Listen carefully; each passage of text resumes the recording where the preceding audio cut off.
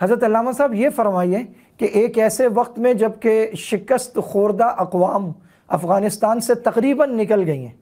اور شکست خوردہ فوجی بہت سارے پاکستان اتارے جا رہے ہیں کہ یہاں سے اگلے مرحلے میں لے جائے جائیں گے، تو کیا آپ کو لگتا ہے یہ زیادہ سازگار اور موزوں وقت ہے کہ ایسے موقع پر ڈاکٹر عافیہ صدیقی کے لیے پاکستان بات کرے؟ دیکھیں میں یہ بات سمجھتا ہوں، جب آپ کسی قوم کے ساتھ ایک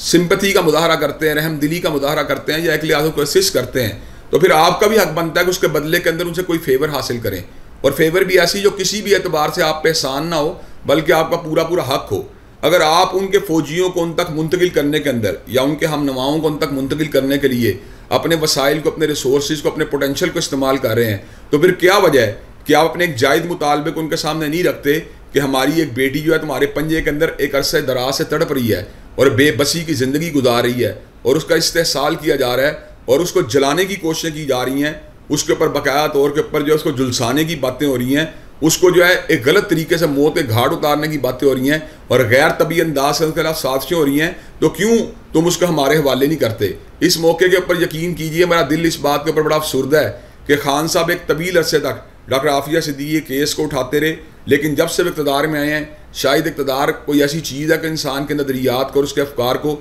بری طرح مسخ کر دیتا ہے۔ خان صاحب نے بھی دوبارہ اس ایشو کو اس انداز میں ہائی لائٹ کرنے کی کوشش نہیں کی، وگرنہ ایک وقت وہ بھی تھا جب وہ ڈاکٹر عافیہ صدیقی کے جیسے مسائل کو اور ایوان ریڈلی جیسے مسائل کو اجاگر کیا کرتے تھے اور امت کے وہ لوگ جن کے دل میں امت کا درد موجود ہے ان کی ہمدردیوں کو سمیٹنے کی کوشش کیا کرتے تھے، لیکن اقتدار میں آنے کے بعد نہ جانے وہ اپنے سارے کے سارے ایجنڈے کو یا اپنے وعدوں کو کیوں فراموش کر گئے ہیں۔ میں یہ سمجھتا ہوں یہ بہترین موقع ہے کہ ڈاکٹر عافیہ صدیقی کی رہائی کے لیے آواز اٹھائی جائے، اور اس کے ساتھ ساتھ ہمارے اگر دیگر کوئی بے گناہ قیدی موجود ہیں تو ان کو بھی رہا کروانے کی کوشش کی جائے۔ آپ افغانیوں کے جذبہ اخوت کے اوپر غور کیجئے کہ جس وقت ان کو اس بات کی امید ہوئی کہ وہ ری گین کر سکتے ہیں اور اللہ تبارک و تعالیٰ ان کے لیے دوبارہ جو ہے ایسے وینیوز کو کھول رہا ہے کہ وہ دوبارہ جو ہے اس کھوئی ہوئی عظمت کو اور اس کھوئے ہوئے وقار کو حاصل کرنے کی پوزیشن میں ہے، تو انہیں پوری دنیا سے جہاں جہاں ان کے قیدی موجود تھے ان کو رہا کروانے کی بات کی۔ ملا عبد الغنی جیسے لوگ آج وہ اللہ کے فضل و کرم سے کی پوسٹوں پر پہنچ رہے ہیں، میں یہ بات سمجھتا ہوں یہ لوگ بھی تو کل تک اسیر تھے نا۔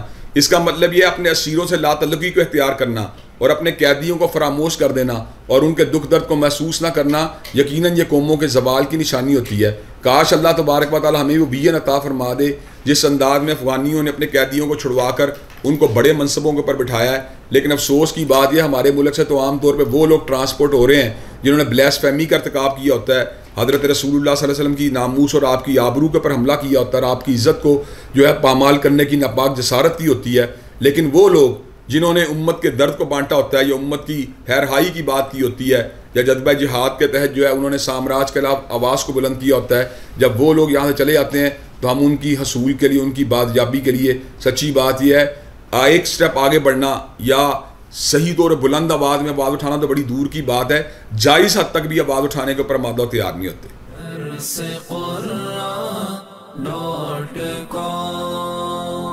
www.darsequran.com